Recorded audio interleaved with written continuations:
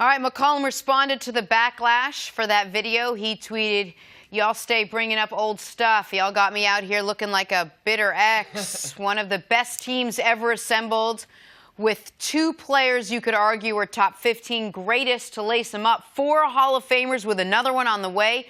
I'm happy. Stop making me look like a scorned man. Sheesh. What was your reaction here? Listen, I like CJ a lot. He's been on the show a half dozen times. He's a smart guy. He can really explain basketball. And he's also very honest. And his honesty this offseason has gotten him in the headlines for, some would say, negative reasons. I don't have an issue with it. He says, I'm not built that way. I don't like it. What I think the audience needs to understand is, I think the vast majority of NBA players are like CJ. I don't think we're going to have... We had a once-in-a-lifetime situation with the Kevin Durant situation, where a guy that good joined a team that good, that they had the cap space to add him, that he didn't mind that they had just knocked him out. They were recruiting him during the year. We've never seen that happen in any sport in that type of circumstance. And then we had an outlier situation with Boogie Cousins, a guy that's a little different, coming off a major injury, who's quickly bitter about the money he's not receiving, and I think made a hasty decision. I don't think you have to worry about, well, next offseason, who's the big Kyrie's a free agent. He'll go to Golden State. I don't think it's going to be a trend. The problem for guys like CJ, and the reason it's so hard to deal with, is they don't got 40-year careers. This is the prime of CJ's career. And during the prime of his career, this team is not only there, but seemingly each year adds a new all-star Hall of Famer. And so I get why he would say it disgusted him. It's frustrating for him. Yeah, I mean, there's a lot of players that they wouldn't like the move. When you limit the overall ability to win, of course, we're going to have a great percentage of the players that, why would they like it? I mean, my chance to win, they just decreased. So why would, if you're surveying all the players and all the players were being honest, like CJ. Now, the part I don't agree with CJ is it has nothing to do with your upbringing.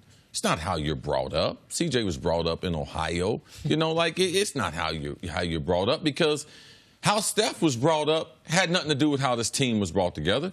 He comes from an NBA family. How Clay was brought up had nothing to do with this team, how it was. So you're talking about a couple guys. Draymond, who helped recruit KD, and it's not how he was brought up in Flint playing ball. He's just trying to get the best players on the team. It is, though. I think you're right. It's not about upbringing. I think that's just a phrase people use. But it is a different type of mentality for one guy in particular. We've talked about him a lot in Kevin Durant. That is a mentality that whatever allowed him to say, I want to join the Warriors, that is atypical. It's why we've heard retired and current players say, the team you were up 3-1 on that then beat you, that's the team you go join. Right. So it took me a long time. I just want to get to the point. He's just upset with one guy's decision. My apologies. Okay. You know, that's all. That's all this really amounts to. CJ didn't like KD's decision. Now, I didn't like KD's decision, but I respect his ability to be able to go where he wants to. And just because I don't like his decision, don't make me have to hate the player no, because, man, he does something, basketball, and it's an art form. And CJ, man, you're watching CJ, man, CJ is nice with that basketball. As far as that intermediate game, that hesitation, it's special. And if he decided to join the Warriors, because I'm a fan of CJ, now I'm not going to cheer for him with the Warriors. No, so these things are absent of one another. I didn't like the decision, because the chance of someone coming from out the dark to be able to win the NBA is not going to happen.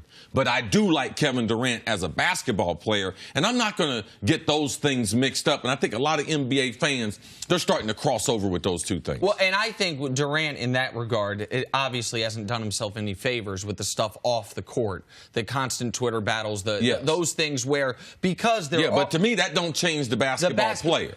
Agreed. But it's, for a lot of people, it cross-pollinates in their mind almost. It's difficult. And KD, you make it hard for us to love you, bro. Right. You make it hard. But I'm holding on. And to Chris's point about KD, I had somebody who is close with LeBron say, man, if you just looked at blind skill sets, and we're talking all-time greats, and it was a pickup game, you know who the #1 pick is?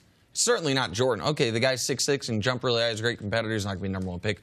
All right, so we got this 6'8" guy in LeBron. He's kind of built like a football player. He's an okay ball handler. He's an okay shooter. He's an uber at night. He's a high pick.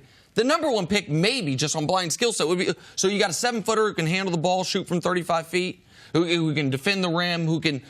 Blind skill set, people might go with him. So you can't overstate how good Kevin Durant is.